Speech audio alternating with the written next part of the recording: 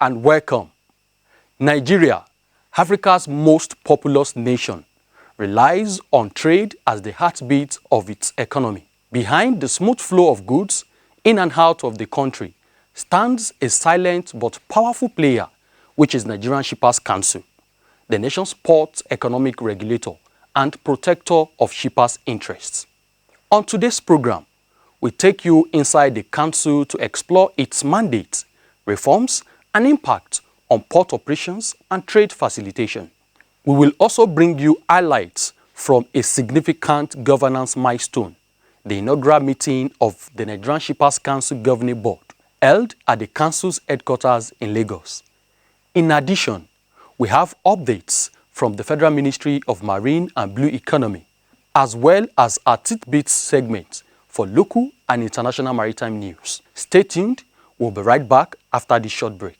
For more than 5 decades, we have empowered and protected the interests of shippers in the nation's maritime industry. Our focus is to facilitate trade, regulate tariffs and rates, as well as handle shippers' complaints on cargo losses, damage and non-delivery. We offer dispute resolution mechanism for shipping and trade disputes between shippers and service providers. We are Nigerian Shippers Council, Nigeria's port economic regulator, your gateway to a thriving maritime sector. Nigerian Shippers Council will meet you at the port of your need.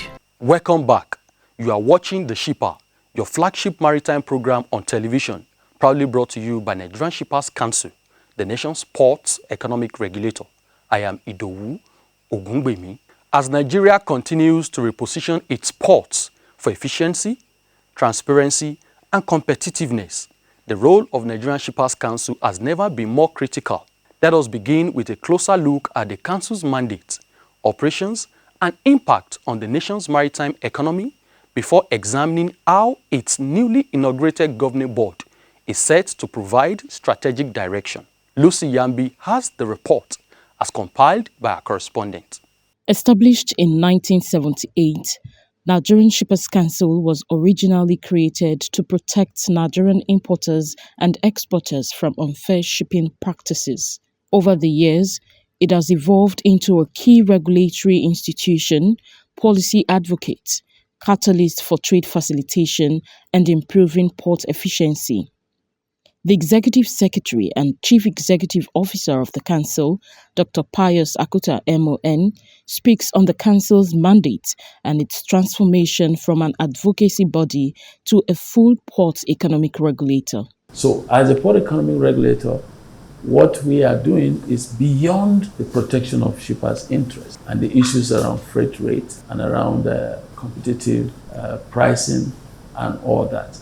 But we are looking at the entire sector, at what is best for the sector's growth and for players to play within acceptable standards and limits. So standards are set for players to follow those standards, short of which would be a breach of our regulatory mandate. And then there will be room for enforcement. And the enforcement under the regulations would entail so many things. And that is why we have our enforcement unit that will go out to premises of the operators to see whether they have violated one provision of the regulations that can be enforced. Through reforms and digitization, the Council is reducing bottlenecks, cutting cargo dwell time, and enhancing the competitiveness of Nigerian ports within the West African sub-region. Beyond Nigeria's borders, the Council represents the country on global maritime platforms while also strengthening regional cooperation. The Director, Consumer Affairs Department, Mrs. Ife Okolwe, explains how international collaborations have contributed to improved operational standards and efficiency across Nigerian ports. Trade Services Division measuring liaisons with international bodies and also has to do with trade rules and regulations. So here we interface with international bodies like IMO, ISO, WCO, the World Customs Organization, UNCTAD. And we do this in order to ensure that our stakeholders adopt and align with the international standard, and global best practices, and also our relationship with them, creates awareness among our stakeholders. I mean, these international bodies. Of course, by so doing, we know that shipping is an international business and everything has to be done in line with acceptable best standard or global best practices. As port economic regulator, the Council ensures transparency in tariffs and checks arbitrary charges, amongst others. The Director, Regulatory Services Department, Mrs. Margaret Ogbonna, highlights the Council's role in promoting fairness and accountability in port operations. The Shippers Council has the responsibility to ensure that tariff rates and charges are in compliance with the methodologies as approved by our guidelines for certain tariffs. And what does it seek to address? It seeks to address, one, to ensure that the service provider recovers his costs, that is return on investment, in the sense that the federal government invites investors into the country. And if they come in and they don't recover the cost of investment, they may not continue operation in our territorial waters. So they will have the responsibility to ensure that they recover a reasonable return. Not why we intervene is to ensure that it does not lead to rent seeking, excessive profiteering. However, they're entitled to reasonable return on investment. On the other hand, we're also protecting the port user to ensure that the port user receives a fair, a transparent, and a competitive pricing for the services that's going to be rendered. Key infrastructure projects such as inland dry ports and vehicle transit areas are also reshaping cargo movement across the country. The head of Public-Private Partnership Unit, Mr. Paul Ganver, speaks on the progress of these initiatives. The Council has the mandate to facilitate the development of inland dry port across various locations in the country. By extension, the Council is also facilitating the development of vehicle transit areas. These are critical transport infrastructure aimed at facilitating trade and also safe movement of cargoes in the hinterlands. Currently, the unit is facilitating about 24 projects. That's about 12 vehicle transit areas and 12 inland dry ports. The head of Complaints Unit, Dr. Bashir Ambi, highlights the mediatory role played by the Council in settling disputes between shippers and service providers. We mediate to ensure that there is a resolution based on our alternative dispute resolution training. We usually, in order to settle disputes, part of the activity is that we mediate. It could be tripartite mediation, meeting, or quadripartite. It depends on the parties involved.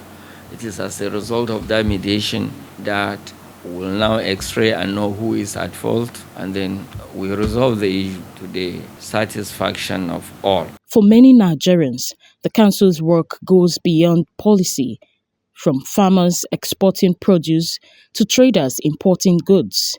Its interventions directly impact livelihoods and the cost of doing business. As a port economic regulator, our expectations from the Nigerian Shippers Council, first of all, is continued collaboration on key priority areas. For example, we want to see more of digitalization of processes across the council, and as much as it's within the council's power, to also push for sister agencies too to move towards digitalization.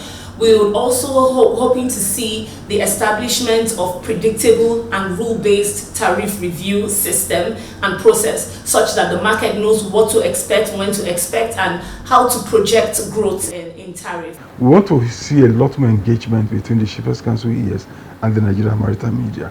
It's a partnership that has served decades.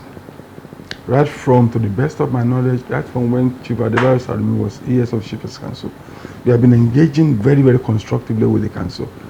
And of course, each successive CEO ups the ante. Then the current CEO must also up the ante. He cannot drop the ball. He must do a lot better. Speaking on the Council's strategic direction, the Executive Secretary and Chief Executive Officer, Dr. Akuta Pius MON, says the Council is committed to building a more efficient, transparent, and competitive port system through reforms, technology, and sustainable stakeholder engagement. Our vision as a council generally is to ensure we build a port economic regulatory agency, a state-of-the-art port economic regulatory agency that ensures that there is efficiency in the sector, that guarantees effectiveness of what we do, and then predictability of the sector in a way that people who make investment in this sector are able to reap the benefit of their investment. Our mission is also very clear. We set out to ensure that Nigeria becomes a maritime nation, a huge maritime nation that Africa reckons with. So all of this, we are doing this within the ambit of the Ministry of Marine and Blue Economy. As Nigerian Shippers Council expands its regulatory responsibilities and deepens its impact on the maritime sector, effective governance and strategic oversight become increasingly important. It is within this context that the inauguration of a new governing board marks a significant milestone in strengthening the Council's leadership and institutional direction. Following the official inauguration of the governing board of the Nigerian Shippers Council by the Honorable Minister of Marine and Blue Economy, His Excellency Dr. Adegboyega Oyetola, CON, in Abuja, the chairman and members of the board convened their inaugural meeting at the council's headquarters in Lagos. In his address, the board chairman, His Excellency Dr. Ibrahim Shehu Shema, pledged the board's full support for the council's management in helping the federal government achieve an economic growth rate of at least 7% by 2027 to 2028. As members of this board and management, I must insist that our position and strategy is poised towards aligning ourselves to President Asiwaju Bola Ahmed Tinubu's strategic renewed hope agenda to enhance Nigeria's potentials in the blue economy sector for sustainable and robust present and future national prosperity in line with government's policy objectives and global best practices. It is in this regard that the Nigerian Shippers Council will focus on key reform areas to promote and sustain the maritime sector's national and international economic potentials of this country, to promote ease of doing business, trade and commerce in the maritime sector, enhance revenue generation, collaborate with all stakeholders in the blue economy and maritime industry. The Executive Secretary and Chief Executive Officer of the Council, Dr. Pius Akuta MON, congratulated the chairman on his well-deserved appointment and described the meeting as the beginning of a vital partnership between the governing board and management, noting that strong collaboration would be key to achieving the Council's mandate. Management is fully committed to supporting the board with robust data, sound financial analysis, and structured stakeholder engagement to ensure that all initiatives are pursued in a lawful, transparent, and stakeholder responsive manner. The task before us is significant, but so too is the opportunity to reposition the Council as a financially resilient and institutionally strong regulator. With the guidance of this distinguished board, I am confident we continue to protect shippers' interests, promote efficient port operations, and contribute meaningfully to national and economic growth. The Director, Strategic Planning and Research Department, Mr. Rotimi Anifowoshi, made a presentation on the Council's activities, projects, and its contribution to Nigeria's economy. We are expected to provide guidelines on tariff setting in order to guide against arbitrariness. We are expected to regulate market entry and exit.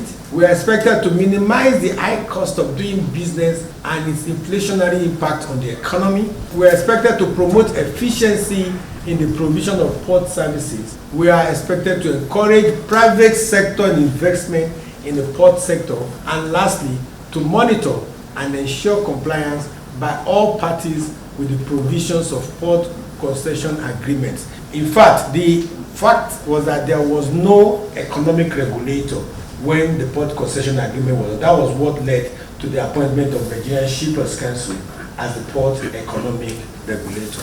In separate interviews with the shipper, both the chairman of the governing board and the executive secretary shared further insights on the board's strategic focus and the future direction of the council. The key priorities, first of all, is to get the bill that is necessary to effectively implement the ICTN. And that bill is now pending in the Senate, and we'll do everything we can humanly possible to get to the Senate and to get the President to assist this agency and assist this country in making sure that the law is passed and the bill is assented to and implementation starts immediately.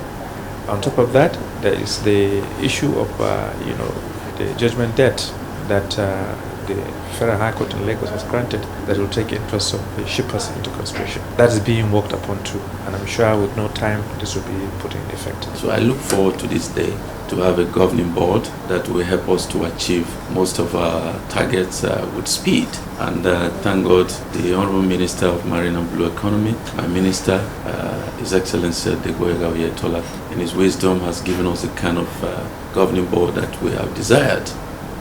You can see from our meeting today alone, you know that we have quality people, in that board. I believe that our expectations very soon will be met with precision and with speed, because only today we have achieved so much. I'm very happy, I'm very excited, and I'm confident that the council will move more faster than it was moving when we had no board.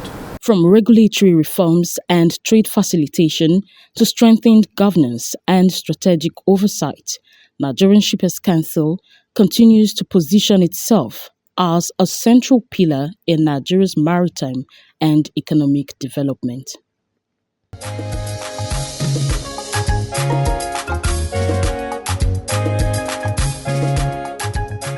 With a strong institutional mandate and a newly inaugurated governing board, providing leadership and direction, Nigerian Shippers Council remains committed to ensuring that every ship that sails, every cargo that moves, and every transaction enhances Nigeria's economy.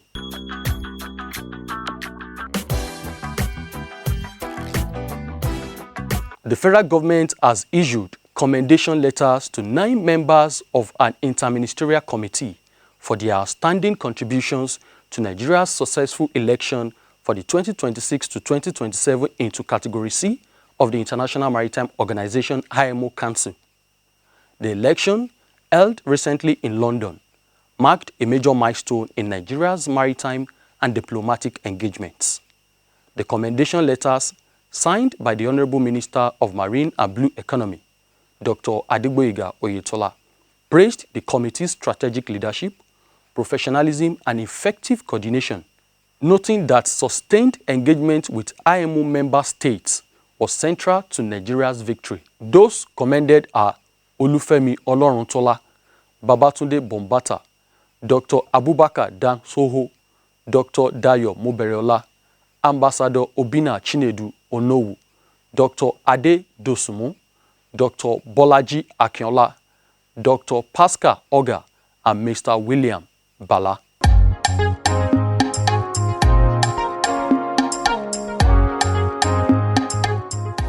Hello and welcome to a fresh edition of Tidbits on the Shipper.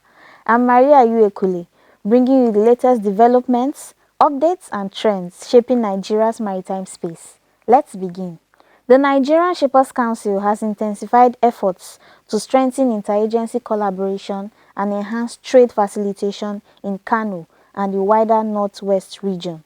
The initiative followed a series of stakeholder engagements and familiarization visits led by the Director, Northwest Zonal Coordinating Office, Mr. Issa Awudu, and targeted key regulatory and operational agencies critical to cargo movement, export promotion, and the ease of doing business in line with the Council's mandate to support efficient import and export activities, particularly within the hinterland. As part of the engagement, the Council paid a courtesy visit to the Nigerian Agricultural Quarantine Service, NAQS, in Kano, where both agencies reaffirmed their shared commitment to trade facilitation and the development of agricultural exports. The The Council emphasized the need for stronger synergy to ensure optimal utilization of the agricultural terminal at the Malam Aminu Kano International Airport and called for joint efforts to educate shippers on export procedures and requirements. NACS described NSE as a strategic stakeholder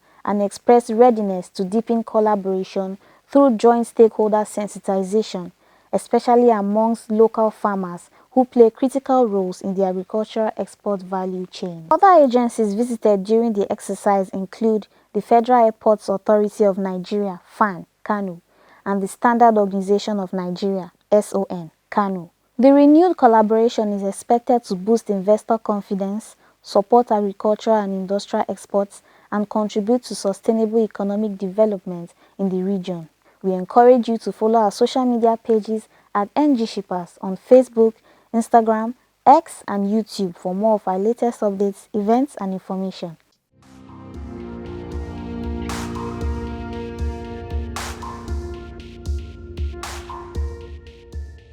The Nigerian Shippers Council has received 6 complaints. 3 have been resolved, while 3 are still ongoing. These cases include sensor thefts, withheld auctioned containers, vessel detention, delayed cargo transfers, unwanted threat to action, and conspiracy, forgery, and economic sabotage. Now, let's switch our focus to our international maritime news. A DFDS freight ferry operating on the Portsmouth-Jersey route has been involved in a fire incident off the coast of Isle of Wight. Maritime authorities confirmed. The vessel Casaria Trader was en route to Portsmouth when it slowed and anchored offshore after the crew reported a fire in the engine room. According to the maritime tracking data, emergency services were alerted and a lifeboat was deployed to the scene as a precaution. DFDS said the fire was quickly brought under control and confirmed that all crew members and the single passenger on board were safe. The ship remained securely at anchor while emergency response measures were carried out. The company added that contingency arrangements were being put in place to maintain services on the route. After the situation was stabilized, emergency responders stood down and left the area. That concludes this week's edition of Tidbits on the Shipper. See you again next week with more insights from the maritime industry. For more than 5 decades, we have empowered and protected the interests of shippers in the nation's maritime industry. Our focus is to facilitate trade, regulate tariffs and rates, as well as handle shippers' complaints on cargo losses, damage and non-delivery. We offer dispute resolution mechanism for shipping and trade disputes between shippers and service providers. We are Nigerian Shippers Council, Nigeria's port economic regulator, your gateway to a thriving maritime sector. Nigerian Shippers Council will meet you at the port of your need. Across policies, ports, and people, the Nigerian Shippers Council continues to shape a maritime system that works for Nigeria. Thank you for watching The Shipper today. We hope you find this episode informative and impactful. Feel free to share your thoughts, ideas, and suggestions with us on our social media platforms at NG Shippers. Do have a great week. Goodbye.